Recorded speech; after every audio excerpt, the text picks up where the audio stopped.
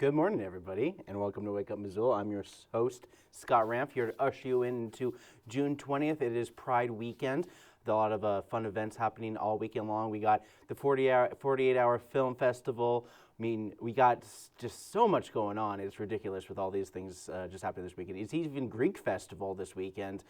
So there's definitely a lot just happening in general. I have your city council report. Got some news happening, a lot of news happening today with basically the U.S. being dragged into yet another war in the Middle East, and we'll talk a lot about that a little bit more later in the show. We got a new Dubbin Stuff.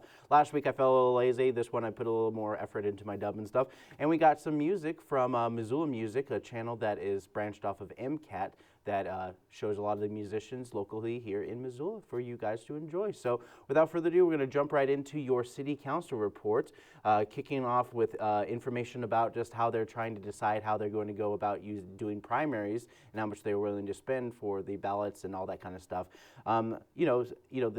This was a very short city council meeting overall, but a couple items on the consent agenda from Lolo Bridge to office space for the crisis intervention teams.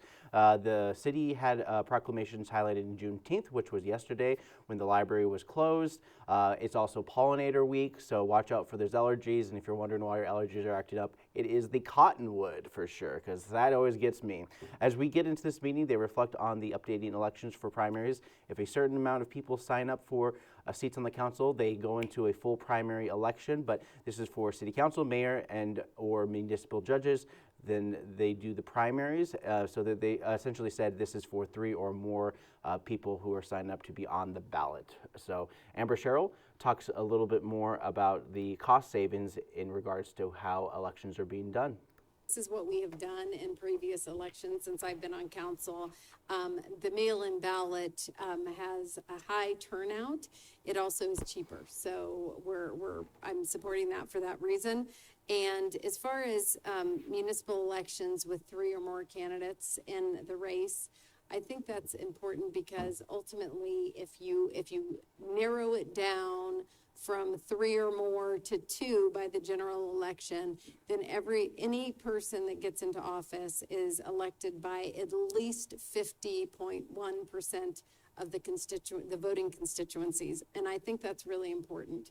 I think that if we were to run an election that could be divided by 3 or 4 or 5 in some cases, because we have some pretty big races that are happening, then not even 50% of the voting public would be electing those people, and I think that's just not. I don't think that's serving democracies. Okay, and so that kind of harkens back to the idea that if we have everyone on the ballot, then somebody who gets 30% of the vote of Missoula voters and the rest get like 10% each, then it's not really a fair and balanced election. So they want to keep this primary going, but mail-in ballots only get some flack after the 2020 election. But mind you, Missoula has been doing mail-in ballots since 2007, and many of the issues from the era have made Missoula election office security cameras heavy as a result. So Stacey Anderson on City Council reflects on the elections in Missoula and talks a little bit more about that as well. Voting in person is any more safe or secure than our mail-in voting. And I think that Bradley, who is our elections administrator here in Missoula County, has done a really outstanding job of really having lots of transparency, opens up and has tours on how the whole process works. And, to date, there has not been any evidence or studies or to show that one is better than the other. And it has been shown, however, that higher mail-in elections have a higher voter turnout. Yep. So far, Missoula is very engaged with a lot of the elections in general. Like the last primary election, which was just before, I want to say it was in the middle of May for the levy for the school. That definitely had a fairly large turnout for something that is a non-election year. So the idea of having an election deadline or over a single day seems more efficient, but that's just my opinion in terms of the mail-in ballots, because you get your mail-in ballots, you can look at the people for weeks and fill out your ballot and turn it in however you want, as opposed to looking at the names for the first time when you go to the ballot box, expecting you to be prepared instead of basically giving you the questions before you know the answers. So it's kind of kooky in that way. The next item was contractually obligated to build a daycare, and without city approval, a lot of money could be tied up with the developmental costs. This is, of course, the Rivara project on the north side. Carrie Schreiber, public comment, spoke on the city's decision and kind of reflects on this as a kind of like, yeah, this is what their opinion on this is. I just got to acknowledge that this is a disappointment. I understand that it's been studied carefully, but with all the public input, with subsidies, with the donated land that was associated with this project, with how hard the north and west side has fought to get this park and to get amenities that will make it a positive community, it's really sad to hear that not work out. And we talk about downtown as the heart of Missoula a lot. I think of north side, west side, and then my part of town as the kidneys. And, the kidneys are important too. And I just really wish that this would have worked. It would have been a great community amenity. Yeah, and north side already lacks a certain amount of amenities in general. And daycare is just one of those things that, the developer has spoken for about money issues involving in launching a daycare. And while the city agrees that with the developer as they continue with the VARA project, Gwen Jones agrees with removing the daycare requirements, and she goes on about her reasoning. But a lot of work has gone on to try and make it happen. And the bottom line is someone will not step in to sign the lease, to make that commitment so that all of this project can go forward. And so until we address this, the project isn't going forward. And we took 2 months, we hit pause and took 2 months and did a deeper dive into really casting a bigger net to see if there were any daycare providers that could come into this space. The United Way headed up that working group. We had the Missoula Child Care Advantage and Montana Advocates for Children. And they couldn't get it over the finish line for a variety of reasons that they came in and spoke in committee last week. Of course, many of the ongoing reasonings behind it has to do with the fact that the organization that would be going into as the daycare wouldn't be able to sustain it sensibly because of the population needed to retain in the daycare. It is regionally on the north side, but from what the city has spoken about with Parks and Recs and Cold Springs as alternatives for a lot of parents to bring their kids for those extra hours, especially between the 3 and 6 period after school. While Gwen Jones spoke on behalf of the developer, Danny Carlino from council spoke against the developer and spoke a little bit more about how he feels about the whole situation. We really have a huge need for affordable childcare in Missoula, and as it's currently written, the developer needs to provide at least 4,000 square feet of daycare space, and the developer needs to offer that space at a subsidized rate for at least 2 years. And this decision being made tonight is, letting the developer make extra profits by not providing that daycare at a subsidized rate and not building that daycare that our community desperately needs. So I see this as a huge mistake. I think often in this chambers, we let developers get whatever they want. And, I think we need to stand up for Missoula families and working families in Missoula and ensure that this developer follows through with their agreement to provide this daycare space and lease it out at a subsidized rate. And it's not going to kill the project. They're already building this project. There's hundreds of units involved. They can afford the extra costs. The developer agreed to pay those extra costs, and we agreed to also have them pay those extra costs because our community really needs this. So I'm going to vote no and vote to keep this affordable daycare requirement in, because I don't think we're going to get this opportunity very much in the future. All right. So Daniel Carlino was joined with Kristen Jordan, had similar viewpoints, and created this first-of-a-kind development that pairs city developers with private investors to flip the land into affordable housing. Regardless of the loss, the net positive for this area will include more commercial spaces and homes that can still be used as daycares. So Mayor Andrea Davis also talks big picture on this project and how the city will will use owned lands to help bolster their affordable housing. But one of the things that that I am leading to try to activate our lands more effectively is the mayor's task force on city lands redevelopment. We're having 5 meetings. We've had 3 of those. And part of it is really being able to tap the expertise from folks that are builders, people that are in finance, people that are in legal that handle bonding, people that are in, like I said, construction, developers, both nonprofit and for-profit, as well as representatives of local government. So we can develop a strategy. I can develop a strategy that gets these lands developed quickly. We activate these lands, and that when we want to accomplish something like a childcare space, that we have a financial plan to be able to do that. All right, and so that was Andrea Davis's reflection on that. And you know, last I heard that the city has 50+ acres to develop if they so choose. This was an item that was approved, and the city will let Rivar Project move forward without the daycare in their contract. Eric Melson, during city comments, spoke about the importance of public lands, about how the a big major thing is going down in the federal government, with a lot of land being basically sold to help pay for this big, beautiful bill. And there's just a lot of, like, hundreds of millions of acres, including the more than 2 million acres in Montana that are being sold off to do this. So there's a lot of things going on with that. You should check that out as more, but here's Eric Milson. I mean, Western Montana is comprised of a lot of public lands. We are surrounded on all sides here in Missoula by federal public lands managed by the Forest Service.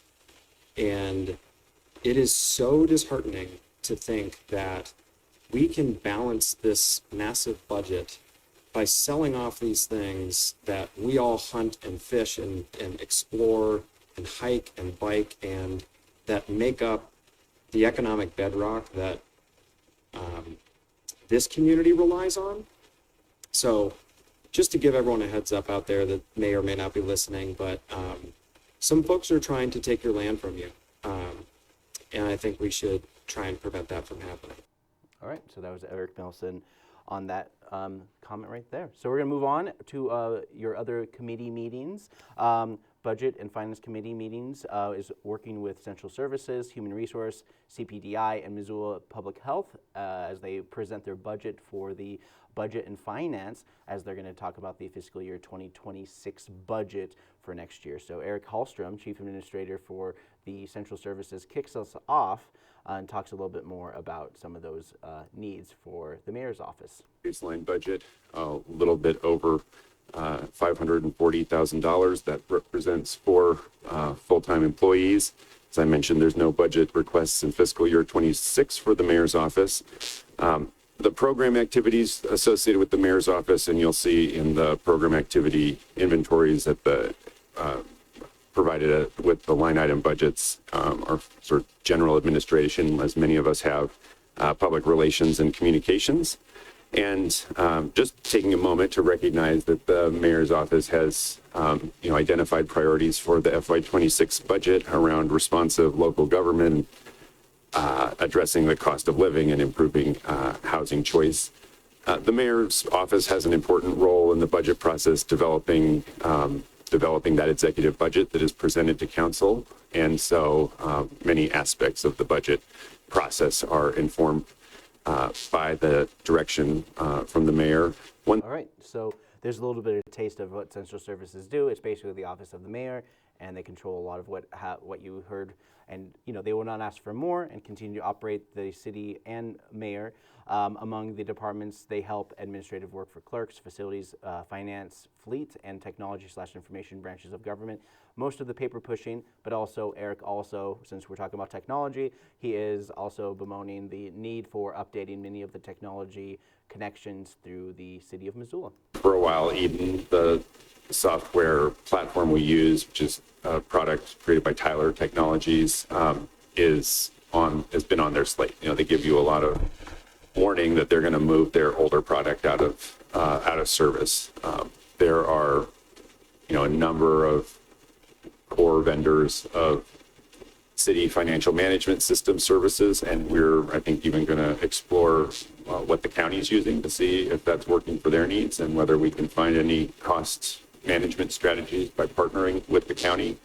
But the reality is, once we're out of service, it becomes both more expensive to maintain because you're starting to pay third-party service for help and assistance, and it becomes both unreliable and sort of eventually a security risk because a lot of those updates and patches that get pushed out from the software provider represent security fixes. And All right, so yeah, a lot of things to think about for sure, because a lot of places, especially when it comes to bookkeeping and finance things, is that they're switching over to like QuickBooks, and QuickBooks that isn't necessarily a software that you can download and keep forever. It's one of those softwares that has a cloud-based service, and by cloud-based service means that it has access through the internet, and the internet is the ways for people to get access to your computers from anywhere in the world. So those are the kind of things that they're definitely worried about in terms of security. And when you see school ask for technology levies, you know, many of the times mentioned by Eric tends to be the trends of software for technology that has weird built-in obsolescence to some of the hardware technology. Hardware is the physical stuff, software is the stuff that tells the hardware kind of how to run and everything. So there's your brief in how technology works. But my bet is that either they'll find grant money while the county, with the county for the technology facelift, or take it to the voters as a last resort. My money is on the fact that they'll probably be able to get some grant money to update their apparatus and everything to make it more efficient.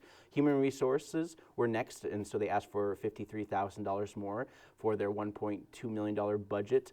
They act as regulators for employees' rights and works for the city to ensure cohesive collaboration. Don't want to get too much into that, but that's roughly that subject. But CPDI, which is Community Planning Development Innovation, they're the ones that have been combating homelessness and targeting block grants and other things to help bolster affordable housing development and work towards their larger mission. So Christian Hands with CPDI spoke about the numbers, and this is what she had to say. 14% of our revenue from building permits, for example, the general building permits, electrical, plumbing, mechanical. 21% of our revenue comes in from grants, our community development block grants, home and brownfields grants, as well as sale proceeds when they occur. The approximate 3% for intergovernmental transfers is our planning mills and a reaching home contribution, which are transferred from the county. The 1% for charges for services are related to subdivision and rezoning fees, as well as document recording fees with the county clerk and recorder. This is our expenditure slide. It shows our projected expenditures for FY26 of $15,285,689. Just under 50% is for personnel and just over 50% is for operational expenditures.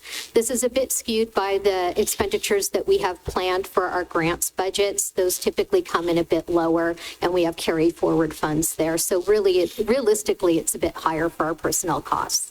And you know, a lot of times the whole idea is just to be able to come up with grant funding and leverage some of the funds that they already have in their CPDI to help bolster this moving forward. These are the folks that help combat homelessness by creating and working with developers to create affordable housing, in addition to programs to help curb under the Community Housing Trust Fund that goes into housing folks and part of the housing sprint. But when asked about the budget shortfalls of fiscal year 2026, CPDI was asked about the impact to the community, and Christian Hands reflects on those needs moving forward. I think that we in our department, because we're relatively new since the department reorganization in 2020-21, those have been sort of ongoing topics for us. And it's a tricky balance. We're doing things like sharing budget across all of our activities where we have it to invest in leadership trainings and culture building work. We're keeping a close eye on those turnover numbers, and I think there's still something that we're focused on, but have improved over the last few years across our teams. And we're having a lot of very intentional conversations starting early, or I guess midway through each fiscal year, about our budgetary needs across all of our activities and teams, how we might support each other in meeting those capacity strains or budgetary needs. And it really has been an ongoing conversation. All right, so that was Kirsten Hans reflecting on some of those bigger questions, bigger ideas, and she mentioned some of the personnel burnout from weekly talks about some housing solutions falling through and not being able to properly keep up with the needs of the community as it pertains to homelessness. This is what happens when you build shelter infrastructure around federal pandemic funds that have essentially meant to run out by the end of 2026. Mind you, those funds had to be allocated by use by the end of 2024. So essentially, the 2 years of the funding that came after 2024 was all planned. So you have to have allocated funds. That's the issue with grants, is that you can't just be like, hey, just give us money for homelessness. It's like, what are you going to do with it in terms of homelessness? It's like, well, we have this, and this. Okay, so those are the only things you can do with that money for the next couple of years. And I mention this because the city just funded Johnson Street Shelter for roughly $50,000 prior to the pandemic, and part of their winter shelter only, as it was to take in clients from essentially November till the end of March. Those monies expanded, and since then, the Johnson Street Shelter became an operational cost of $1.8 million of money that just doesn't exist anymore. So I'm going to rehash it over and over again. The city doesn't have any money. They can't just let people just stay there whenever they want. Missoula Public Health also presented their budget. As we move on, Jenna Miller from Missoula Public Health talks about their budget and reflects on that as well. These are revenues in 3 funds: junk vehicle, community decay. These are non-tax. These are not funds that I'll be talking about today, but it's relevant to the work that we're doing. The junk vehicle fund is a DEQ program, and we get all of our funds from DEQ. It's budget perfection in that whatever we don't spend from DEQ just, kind of gets absorbed the next year, and we start with the same amount of money. We have a water quality district that includes the city and then areas outside of the city as well. It's really meant to protect the sole source aquifer that we use for drinking. And that is a special assessment on folks' tax bills. And then we have substance abuse prevention, or SAP. It's actually, the current terminology is substance use disorder prevention, but it's still called the SAP fund. And that is a mill levy. About a quarter of that is mill levy, and the other 3/4 comes from grants. All right, so there's a little bit of the revenue breakdown. They get a lot of grants and money with that. Not to mention, I also should harken back to the fact that they do get a good chunk of money every year for the next 20 years from the Johnson & Johnson settlement of the opioid crisis. And I remember that being a big thing of conversation around the time when they were trying to find budgeting for continuing service of the Johnson Street Shelter.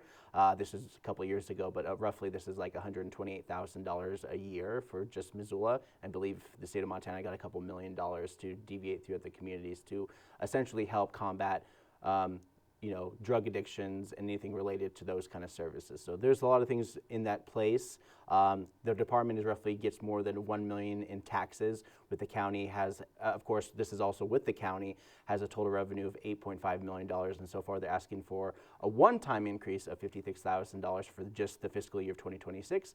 This is to cover federal cuts, pass-through funding.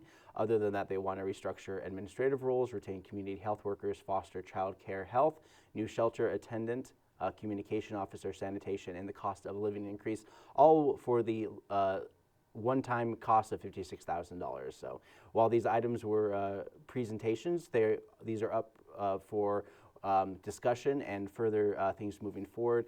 Land use and planning look to cover permitting for demolition of the post hospital for the Fort Missoula grounds. Also, Greeno Heights is looking for an extension on their plot of land for development. And then, of course, as we move forward, we're going to talk a little bit more about housing, their housing committee, housing and community planning.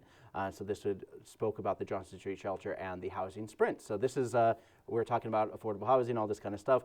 Johnson Street is going to be closing by the end of August. Emily Armstrong with the outreach folks talks about population. Actually, no, Emily Armstrong's with the housing and community planning, and they talk about the population and how the POB is handling folks from Johnson Street. Now, so currently the nightly census is between 70 to 90 individuals per night. Most nights of recent are in the 70s. The Poverello Center implemented a lottery system at the Johnson Street Shelter on May 21st. That's a process that was implemented in order to implement the phased closure, the phased wind down. So the capped nights of stay over the next many months. And those lottery signups are between 75 to 100 individuals who sign up every day. Most nights, those signups of recent are in the 80s. And there's a number of reasons that lottery signups might be higher than the actual number of people sleeping. A lot of times folks might, their situation might change during the day and they no longer need a bed at that location. They might sign up at both Johnson Street and the Poverello Center and end up sleeping at the Poverello Center. They might forget that they signed up for the lottery. There's a lot of different reasons that those numbers don't, the nightly census doesn't exactly match the lottery number. And, it's kind of like how they do with like airports where they have overbookings on purpose to bank on the idea that somebody might not show up. She also mentioned that 17 folks found some solutions for housing with 4 to 5 on the way within the next week. One example of a man using Social Security to help them relocate and retain sustainable housing in another community. Later, he was able to pay down the debt to help her put her up to get her over to get into stable housing moving forward. Sorry, that was a word pasta, but 148 people were on the housing sprint list during the time, and so far 62 of them are retaining jobs and a handful of getting their ideas and proper documentation. 99 of them are currently eligible for housing sprint funds to get them to the next step, and so far they have spent $35,000 from this housing sprint. And Emily has talked about the soft touch program that they've kind of learned from doing these kind of limited services weekly. It's really creating a potential new model to deal with the gap in case management services that exists across our state. What we've discovered is many people just need to be seen. A lot of the folks that show up, there are tons of people who show up week after week after week. Some of them have come 10 times or more. And there are numerous people at every event who just come to check in on their progress and are carrying their next steps forward all on their own. For many of them, the benefit is just having a partner, having someone who will listen and validate their hard work and celebrate when they've made progress and collaborate with them to confirm the next step. And yep, that's essentially what they have been doing in this housing sprint. In a lot of ways have gotten a lot more people into housing than it would have been any other way. Many shortcomings they've noticed has to do with medical costs, with folks who are roughly earning $1,000 a month, must pay down at roughly $500, and with rent in Missoula makes it pretty impossible to retain, and having services help provide a safety net for those folks in particular. But of course, she was asked about the future sprint after they wrap up by the end of August, and this is creating some new ways of thinking and some programming in the future, and that's this is what Emily has to say about what happens with after the Johnson Street is closed. A sprint is not meant to be a marathon, so we cannot sustain this long term. Our team is working a lot of hours right now to be able to stand this up and carrying the brunt of the workload. What can be sustained are some of these system learnings that I just spoke of, along with many others that I didn't include because I always talk too much anyway. But things like the light touch case management and some of the more organization-specific efforts that have happened, for example, job services coming on site and starting to build resumes with people in real time or submit job applications in real time. Those kinds of things where we're bringing services to folks, which, again, not a new concept, but maybe a new model that we've discovered through the sprint to be able to do that in a more consistent, ongoing fashion. Yeah, so that's what they're at right now. There's still going to be some people who fall through the cracks. They're not going to be able to get the housing by the end of August, but having service related to location isn't anything new, as the Poverello is a simple main location that many of you residents in Missoula who have the luxury of having your own place can essentially point the people in the right direction. Some people are homeless and they're just like, I don't know where to go next. You go to the Poverello Center. That's one of the first steps that people can take before they can get launched onto the next many other services related to this. Not to mention, Human Resource Council has been instrumental in helping a lot of these folks get their proper documentation and identification to move forward to be able to actually get jobs, because that seems to be a big thing when it comes to getting employment is your identification. And when you're homeless and you have your stuff stolen, usually on a daily basis, from what I hear from a handful of people, it kind of works on everyone because, you have to, work day in and day out. But when you have the monster attack to perform in a set amount of time, you tend to be more efficient when the project becomes the sole focus of your work. So this housing sprint has been fairly successful in basically giving these folks a deadline, a clear goal of being like, hey, you will have to struggle a little bit more, but just so you know, we have the services in place to help you move forward to the next step. So regardless of your situation, these folks have had about 5 months to figure it out, and so far they have until the end of August, which is roughly 8 to 10 weeks from now. So up next, we actually have a fun video for you guys to kind of take your mind off of it, and this is from our own MCAT Missoula Music channel featuring Jesse, the Ocelot, performing their song Day for Desiderium. So this is Zoo Tunes number 4. So without further ado, here is this video, and when I come back, we're going to talk about some movies that are coming out this weekend.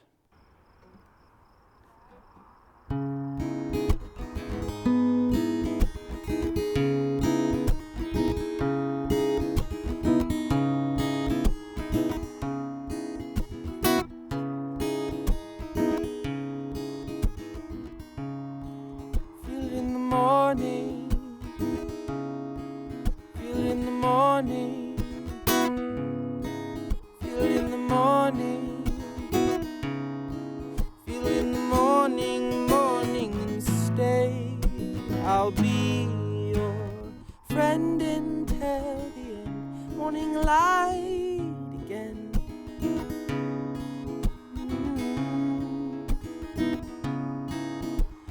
Morning light,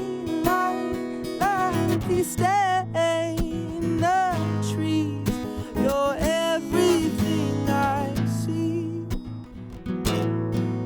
in my day.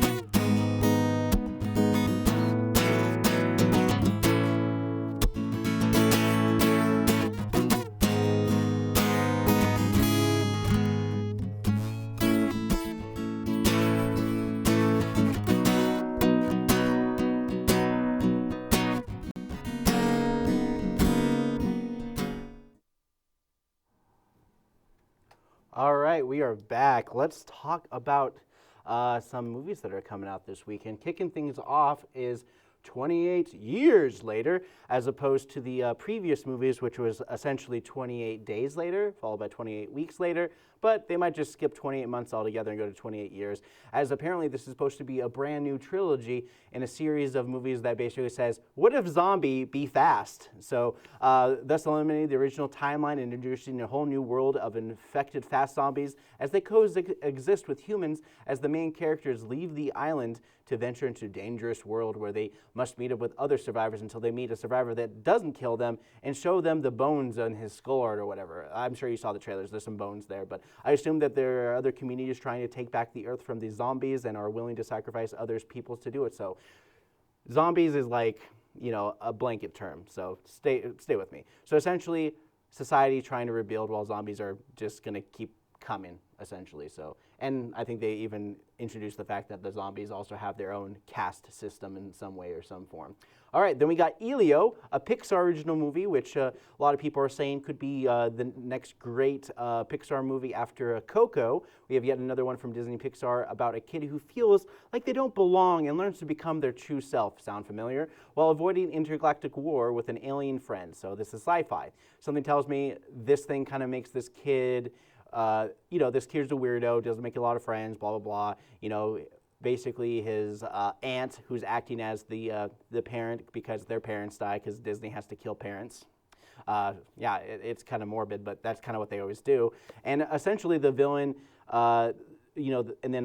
create a world in which the villain of the whole entire movie is like not quite the villain, but it's going to be like one of those situations where the main character Elio is going to convince the bad guy to think, I never thought of it that way. With any other mistaken identity, one mess up and a kid will doom our planet. It's kind of a family fun movie with a tough parent learning to be less of a jerk to their artsy kids. That's basically what it is, tale as old as time. These are what movies have always been about.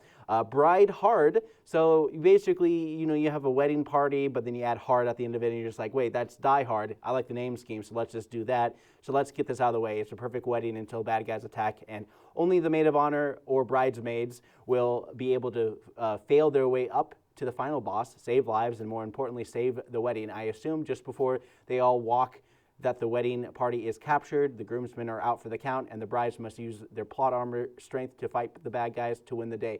And since this is a comedy based on Die Hard, most likely there will be stunts to mimic the movie, while pointing out how many of the characters just cannot seem to get it right until they do. However, upon looking at the synopsis, they always have to have the secret badass, and the main character is a secret agent. Whoop-de-doo. Instead of just a bunch of ragtag group of bridesmaids, there always has to be a secret badass amongst them to kind of gather them, garnish them, train them where they need to train.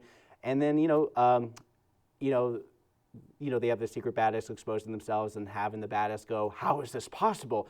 How come we never knew this person was a secret agent, badass kind of person who can fight everything? And this is what you can expect from that movie. It's been made before, and it's going to be made again. So up next, we have a rehashed movie from 1957 called Quartermass 2. This is a brand new Dubbin Stuff for you guys. So without further ado, here's this.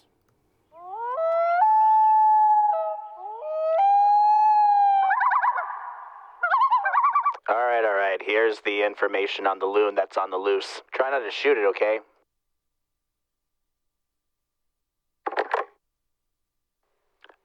Oh, yes. I'm still calling about the loon that's been on the loose. The last sighting was near Renfield Park? Okay, that sounds good. Hey, Frankie. Oh, hey, Joe. What's going on?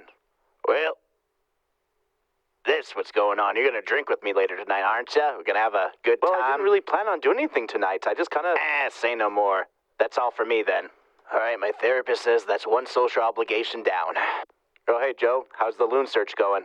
Well, I jumped into the lake, and I still didn't get it. It flew away, because, the little birds have wings, Don't worry, Joe. You'll get them next time. I don't know about that. This is, No, Joe. You're a credit to this unit.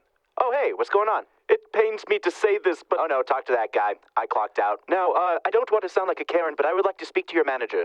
What? Can't you just tell us? I don't think I will. You know what? You can't just go up to people and say, I want to talk to your most in charge person and expect a meeting with them. Oh, yes, the commissioner has an opening. He will see you right now. Oh, thank you very much.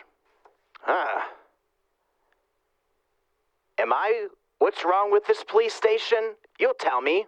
This tie smells funny. Well, before you put on your coat, old chap, I got some news to tell you. It's not that important. I have to go home to the wife. Well, that's funny because somebody told me that he had an opening, and I'm right here with your opening to talk to somebody. Well, I am just so sick and tired of seeing the leaves change from green to yellow. What's the deal with that? I don't like foliage.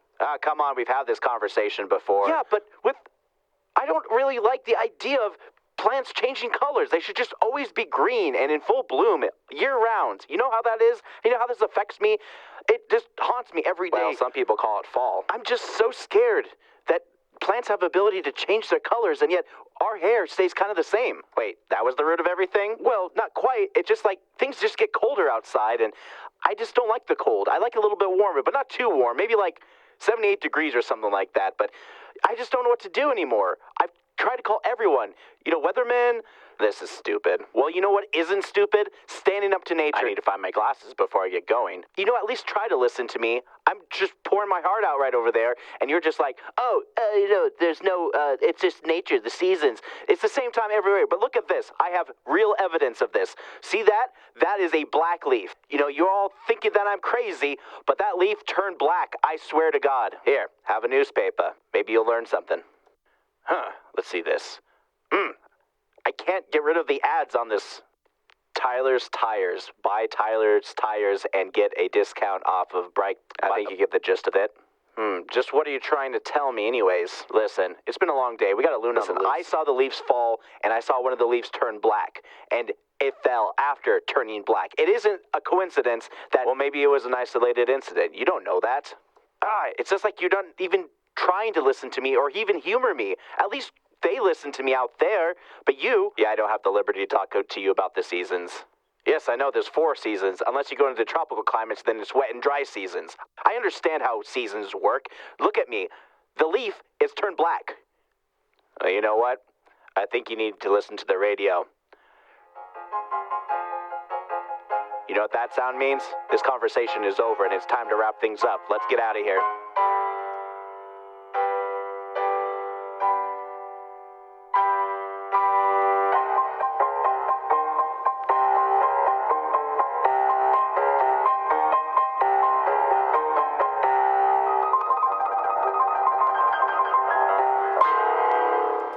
Welcome back. Let's talk about some events that are happening this weekend, because there's quite a few things happening. You got the Greek Fest, you got Pride Weekend, and then we got the local Missoula walking tours. This is part of Destination Missoula for the tourists in town. Not to mention, it's always good to brush up on some history and explore like a local, and essentially to just kind of give you a guide. And this is happening pretty much daily at 10 a.m. through Destination Missoula. Missoula Food Bank and Meat Distribution, they open up at 10 a.m. This is for people who are looking for cheap, nutritious food, being able to get access to the food bank and stuff like that.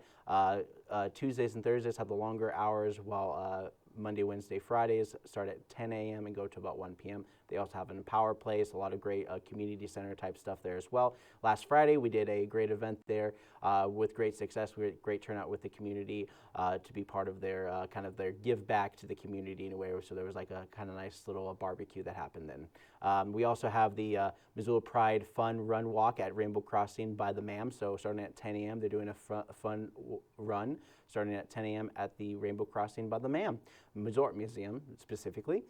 Tiny Tales at the Park. Missoula Public Library this summer is hosting through Parks and Recreation to bring Tiny Tales at the Park every Friday at 10:30 a.m. Meet us under the trees at the Sherwood side of the park for songs, rhymes, and movements for kids ages 0 to 3. During inclement weather, Tiny Tales is held at Lowell School Gym or cafeteria, so you can check out that at the Lowell area. Open play pickleball at the Lifelong Learning Center. So this is people who want to dabble with pickleball and take advantage of that. Lunch at the Missoula Senior Center. This is a great opportunity for seniors and also community members to join and go down to the Missoula Senior Center to eat lunch, $8 a pop. Poverello Center also has their own lunch around this time as well for people who need access to get food. We have the Missoula Greek Fest starting at 12 noon, and this is from 12 to 9 both days, today and tomorrow. A celebration of Greek cuisine, dancing, and music for all ages, dance performance, community dance lessons, and folk dancing, delicious food, beer, wine, kid activities, and more. Here at the Missoula Public Library, as always, on Fridays at noon, we have watercolor and yarns on the 4th floor of the Missoula Public Library. All Abilities Art Club at the base, which is for folks who are living with disabilities, and also try to have a community space for their caregivers and their friends to be able to have an art club. Montana Knife Makers. This is at the Fairgrounds. So the Fairgrounds is doing a 2025 annual knife show starting at 3 p.m. this afternoon. Gulliver's Travels is an MCT show at the Missoula Children's Theater while they perform their week-long camp. They're going to have their performances at 4 p.m. and 6 p.m. Make sure you know which one of your kids are going to be performing at any of those times. Tango Dance Party at Montana Moonlight Studios at 6 p.m. Summer Solstice Cacao and Sound Journey at 7 p.m. at Sacred Alley. 10 Cent Mule is going to be playing at Free Cycles, playing some bluegrass with the Saint of Soldiers and Solstice. It is the solstice today, by the way. Jeanette Rankin Peace Center Pride Night with the Paddleheads at the baseball field at 7 p.m. tonight. Kinky Trivia at Rooster Cafe, all sex trivia related to that, starting at 7 p.m. off of their Reserve Street location. Way down north at the Old Post, playing some bluegrass music. The Spills is going to be at the Union Club, and Northern Lights is going to be at the Sunrise Saloon to mark off your Friday. So Saturday, they have the Cub Scout Day Camp all week long at the at McCormick Park, calling the curious minds of the clubs. Full day of hands-on wild ideas and awesome adventures of the Cub Scout Day Camp. So this is for the day, and this is going to happen at 9:45 at McCormick Park on Saturday. And as always, Saturday markets are happening from roughly 8 a.m. to 1 p.m. Great way to get produce and some fun stuff as well, grown locally here in Missoula. And as the season gets later into the year, we'll get more opportunities for larger produce and bigger yields as we get closer to October. Story time every Saturday at 10:30 a.m. on the second floor of Missoula Public Library. This is a great way for kids to learn reading. They also provide activities.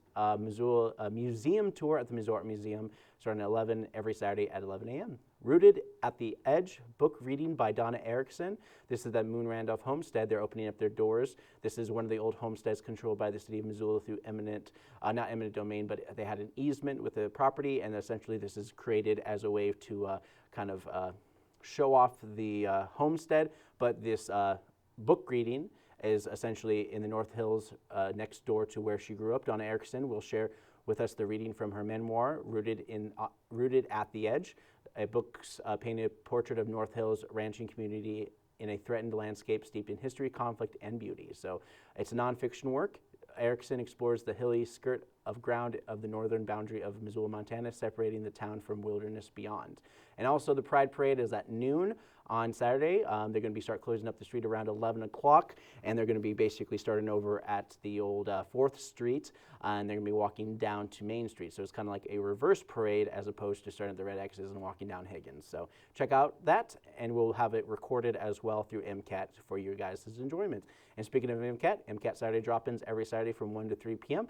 It's a great way for kids to get involved with stop animation and eventually video editing as a whole. Missoula Pride, the Way of Dandelion. This is at Missoula Public Library starting at 2 p.m.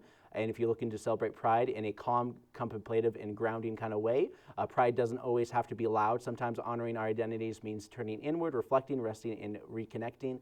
The Missoula Public Library for a restorative and immersive plant-based reflection space, creating for the queer community and their allies. So starting at 2 p.m. on Saturday, and they also have a pottery date night at Clay Studio at 6 p.m. on Saturday. Jay Jokoi at the Old Post at 8 p.m. The Jive is going to be playing at Flippers, playing some jazz music at 8 p.m. Karaoke at Westside Lanes at 9. The Own Ross Band at Union Club. Outlaws and Lawmen at the Sunrise Saloon. DJ Chris Moon every Saturday at the Badlander at 10 p.m. Free show at the Top Hat featuring Gin and Juice. So enjoy that. As we jump into Sunday, we have the Solstice Summer Retreat at the Ten Spoon Winery for a one-day retreat. Missoula Summer Maid Fair at the Caras Park Zone at 10 a.m. So this is a continuation. So if you go to the People's Market on Saturday, you get to have a little taste of this in its full fruition for their own Maid Fair, because we do have our own Maid Fair in the wintertime, the Missoula Craft Day Maid Fair, and then now we have our Summer Maid Fair that's starting at 10 a.m. at Caras Park. They usually put up some tents and pavilions so you can enjoy some wares and stuff that people have made locally.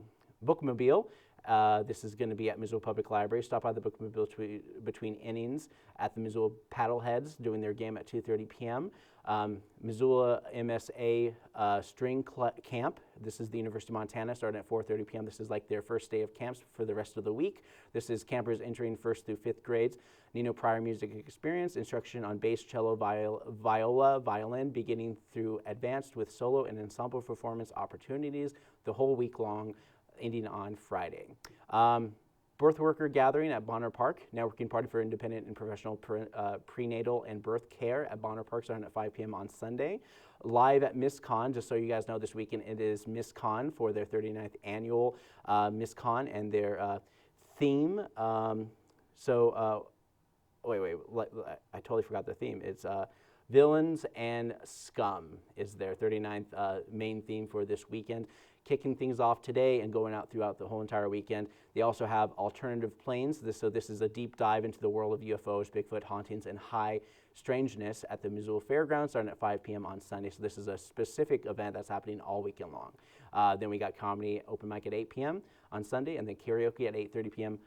at the Sunrise Saloon. So get to enjoy that all weekend long. But I also wanted to bemoan the fact that there's a lot of stuff going down in the international community, and yet we're getting dragged into yet another war perpetrated by Israel's, I don't know, it kind of feels like Israel's just kind of bombing everyone and attacking everyone, but at the same time, it's just like, the thing is I don't know what to say about this. We're clearly in another George W. Bush gaslighting era where propaganda and people fighting in yet another war with a country in the Middle East that, we just want regime change now.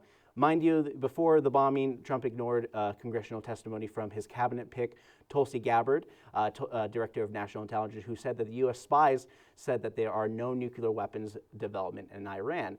And Trump, when confronted with the press, he dismissed the claim, saying, "I don't care what she said. I think we're very close to having one." Mind you, Prime Minister Benjamin Netanyahu has claimed for years about weapons of mass destruction from Iran during the times of the Iraq War, leading up to America's pointless war. Also, that's also based in the most historians' point of view of the era, and how dare Iran defend themselves from Israel. But note that they also have the proxies in the region with claims of connections to terrorist organizations from Lebanon, Yemen, Syria, and of course Gaza. So what's going to happen? Probably war. And what does the Democrats have to say about this? Not much. So Senator Jackie Rosen from the Nevada Democrat says Iran must not be allowed to obtain or develop nuclear weapons. A nuclear Iran is a threat to Israel, the United States, and the entire world. And recently released International Atomic Energy Agency report made it clear this was closer than ever. And just so you guys know, we were in negotiations with Iran before they were bombed on the 61st day of the deadline. And not to mention, we always disregard the fact that we constantly treat North Korea terribly, and they're even more disconnected with very little negotiations whatsoever with the unilateral leadership that any moment could just switch the gears and launch the nukes. And not to mention, they already have nukes. And the fact of the matter is that we're not really doing anything about that, as opposed to forcing Iran's hand to attack them while they're still in this particular instance. So it's kind of weird that we're doing a preemptive attack of a group of people that we are decided that we're not going to have any kind of negotiation for peace, because peace is with the bad guys. You don't need peace with good guys, apparently. Representative Thomas Massey of Kentucky, Republican, says Israel doesn't need U.S. taxpayers' money for defense if it already has enough to start offensive wars. I vote not to fund this war of aggression. Senator Bernie Sanders of Vermont Independent said the world is more dangerous and unstable as a result of extremist Netanyahu's government ongoing defiance of international law. End quote. All of this is going to take U.S. soldiers' deployment overseas to get killed, and there's usually a conflict for it to have boots on the ground for Trump demanding the surrender and regime change of Iran, Ukraine, Gaza, and now this. Those are the ones that U.S. are in direct talks with, but have yielded little results in creating a tense environment in the Middle East. And as we come back to Montana, we're also having some interesting things happen with Gianforte, who are basically vetoing all sorts of things, including the solar energy bill that was geared towards increasing and investing in renewable energy. Senate Bill 188 mandates that corporate-owned utilities connect with shared solar energy projects and provide project subscribers with credit on their bill, which is no longer the case. And among those other bills that are also being vetoed, Senate Bill 394, Senate Bill 422, House Bill 585, House Bill 634 were all among this slate for vetoes last week, one of which includes scalebacks to coverage for folks suffering from PTSD, for first responders, and pay structures associated with the state prisons, to name a few of the changes. This does not bode well for Montana, as we go back to Northwestern Energy has raised rates and energy credit for solar energy, giving back to the grid, will be in jeopardy for those with solar panels to get a fair credit for installing those energy creating mechanisms. It's like we have to use energy that goes away more and more per the use of solar or wind, which is just kind of like everywhere. It's like it's free energy that we're just not using, and it's just kind of weird because we want these old institutions to work, but we're not even thinking about the future. But I don't know. I'm just kind of like really mad about that idea that they're just getting in the way of progress. So speaking of improvements, Helena is asking taxpayers for a whopping $280 million for building projects to update their failing structures. School Superintendent Rex Welts advocated for the boards based on the district master facility plans and $100 million in deferred maintenance needs throughout the district.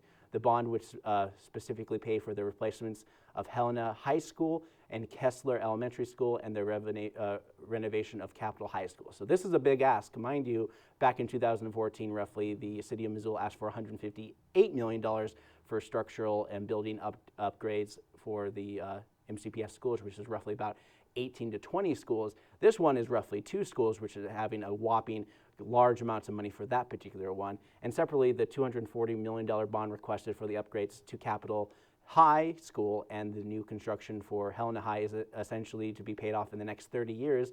Residents with a home valued at $300,000 or more will see a yearly tax increase of about $220, and property owners will valued of more than $600,000 will pay about $506 more annually on their tax bill. So this will be on the September 9th ballot in Helena, and unlike Missoula, many communities in Montana tends to vote many of those things down. And we'll see. I mean, 280 and all this kind of large amounts of money for this is going to be very hard to convince a lot of the residents in that community to pay for. And as we go into the weekend, Pride Weekend is going to be full of all sorts of stuff from most of June to lead up to the parade on Saturday at noon, starting at 4th Street and going to Main Street. Similar to the last couple of years, this is also one of those anniversary years. So this will be the 10th anniversary of the same-sex marriage legalization. So this is going to be a pretty big year in Missoula for that as well. Similarly, like I said before, the 39th annual MissCon was pushed from Memorial Day weekend starting today and going in through Monday, and they're going to be doing Scum and Villainy as their theme for the 39th annual. And as we talk more about other things that are happening around Montana, 50 miles east of Lewiston, Wynette has been met with golf ball-sized hail. So we're going to talk a little bit about the weather before we wrap up, because weather is going to look pretty interesting this weekend with some sun, thunder, and rain through Pride weekend, not to mention the heat blanket that's happening over Denver. But near Lewiston, residents told MTN that the majority of the larger hail was found outside of town, while golf ball-sized hail hit downtown. Residents mentioned that the worst of the storm lasted 10 to 15 minutes, which kind of harkens back to our own July storm last year. Although much of the damage was minimal, the population of roughly 200 people, this kind of harkens to the fact that there's a lot of weather patterns that are happening throughout these days, and days will be getting shorter and temperatures will increase throughout July and August, where some cool downs could prove problematic, which had a tornado take off one of the roofs and an entire home flipped in Shepherd, Montana during those storms last weekend. So hurricane season is upon us, and there isn't much to do, going on, but Mexico had like a Category 3 storm come through there, but it doesn't seem like there's much moving forward on that. But it seems like the big thing that's happening now is the heat dome in much of the U.S. were some temperature in the Midwest. So with temperatures up in Denver going up to nearly 100 degrees. Heat dome forming occurs when a large area of high pressure in the northern atmosphere acts as a reservoir that traps heat and humidity. The National Weather Service meteorologists have said, according to prediction centers, daytime temperatures will be in the 90s and overnight temperatures will be in the mid-70s from the Great Lakes to the East Coast during this heat wave that is expected to last until next week. So it's going to get wet this weekend. We're probably getting some of those storms that are coming out of the Gulf of Mexico and some of those areas as well. So look out for a lot of those things. You never know what's going to be happening. We're lucky to live in this bowl, but at the same time, we're still going to get some rain over the weekend. So yeah, I mean, I can't remember a Pride parade that I've attended or been a part of that hasn't had some kind of rain event happening there. So I remember every year there's some kind of rain that happened either during or kind of after or before. it was a light spritz for the most of it, and it hasn't been too cumbersome for a lot of people. So, expect more of a cloudy day tomorrow as we go into the Pride Parade. So I hope you guys have a wonderful weekend. Take care. And I hope that someday that the only kind of hatred for Pride Parades is other towns' Pride Parades being better than our town Pride Parade. So without further ado, for Wake Up Missoula, I'm Scott Ramph.